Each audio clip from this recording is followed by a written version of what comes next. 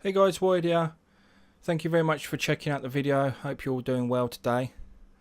Before we get started, I just want to say thank you very much. The last two videos I've done have been very well received. Lots of likes, lots of comments, and lots of views. And I just want to say it's greatly appreciated and thank you very, very much. Anyway, without further delay, let's get into the video. We're going to do another episode of What Do We Know So Far on The Hunter Call of the Wild.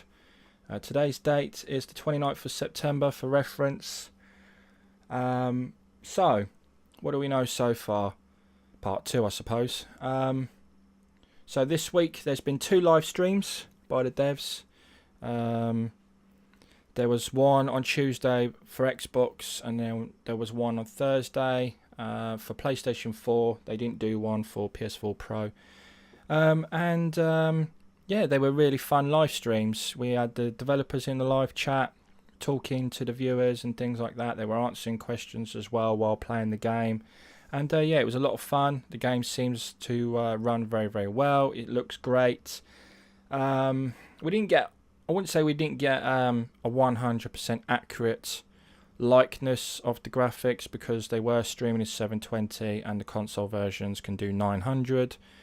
But there were even PC players in there saying how good the game looked and how good the game ran on console. So I mean, that was very noble of them, very, very just fair. There wasn't, anybody coming in and just being a dick. So it was good. They also gave away a couple of prizes as well. The Tuesday one, they gave away a couple of Xbox codes. On the Thursday, they gave away a couple of PlayStation codes. So congratulations to the lucky winners.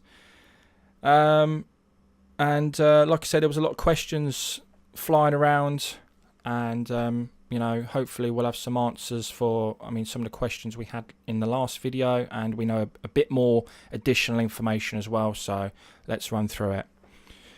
PlayStation, the way the PlayStation Store is working, for some reason you're not able to pre-order the game, but the game will be available to buy digitally but on release day. So it sucks a bit because you ain't going to be able to pre-install the game, and obviously not everyone's connection is the same, so there's going to be a bit of delay there for people that really want to just play the game straight from release. The console version will have most, if not all, of the features from the PC. They've said the gameplay is going to be the same experience as the PC. On release, though, it won't be running the same version as the PC. But they basically said if the game is well received, then they will continue to support the game. And this is something they said quite a lot as well, with a lot of questions. If the game is well received, they would love to do it, or they would love, they would love to bring such and such to the game, or they would love to support the game, as long as the game is well received. So I think they're kind of just, they want to see how the sales figures look, and I think they're just being a bit, skeptical, or they're a bit worried. They're just probably thinking they don't know how the game is going to be received on console, I suppose. Render distances are going to be 500 meters. So basically the distance that, as far as you can look is going to be 500 meters until the animals render out, basically, until you can't see them no more. Which kind of makes sense in a way, because obviously the shooting range is it goes up to 500 meters, so I suppose it has got to be 500 meters or less. But yeah, as far as you can see, will be 500 meters. ATVs will have first and third person view, just like they do on PC. The new map, Medved Tiger, this was asked quite a lot during the live streams. Will it be coming to console? And again, it wasn't really a no, it wasn't really a yes. But the more and more it was asked, it did seem like he was kind of giving in a little bit, and it was kind of like along the lines of, if the game is well received, we would love to bring it to console. And that's kind of like where we got to with that. So, it still kind of is anyone's guess, but I think we've got a good chance of it coming to console, as long as, they see there's a need for it, I suppose. Someone asked in the chat as well, are loading times going to be quicker than GTA, for example? And the developer replied in chat, and he said kind of along the lines of, without, I don't really want to be biased, but I think the loading times are much quicker than GTA, and there are no additional lobbies as well. So obviously that's very, very good. It's going to be a case of just starting up a multiplayer game, and like I said previously, it's going to be seamless multiplayer, so it's going to be jump in, jump out without any loading screens or lobbies or anything like that, shall we say. At launch, there will be no Xbox One X enhancement still, but they're a bit more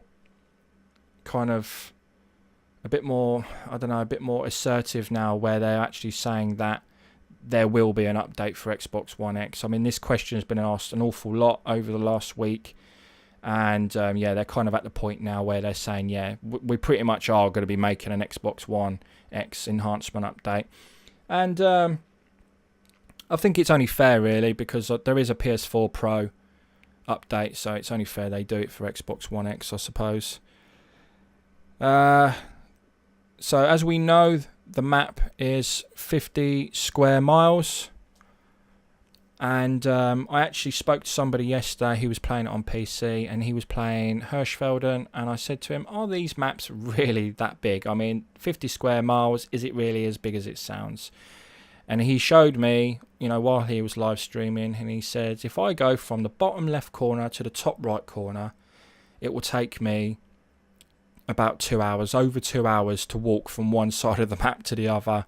And basically the way it works is, if you highlight an area or highlight a location, it will tell you how far away it is from your current location and how long it would take you to travel that distance, which I think is a really cool feature as well. So if you highlighted, a point of interest or an outpost, and you wanted to travel by foot, it would tell you roughly how long it would to get there. So I think that was really cool feature as well. Obviously, like I said, during the live streams, there was a couple of developers in there as well. We had the community manager actually streaming, but we had a developer in chat, and he was chatting away to most of the viewers and things. And while he was there, he was also taking notes as well of future ideas and future suggestions for the games. And I think they were taken back a little bit on how passionate and enthusiastic the console members were being about this game, and there was a lot of great ideas being thrown around, and they were taking notes, and he was replying to some people saying, that's been noted. And some of them, the ones I saw flying around quite a lot were pheasants, pigeons, ducks, geese, so basically anything that flies. Fishing, crossbows. There was crossbow ideas. There was a ghillie suit, which I personally requested, and he seemed to like that idea, and a trophy room as well.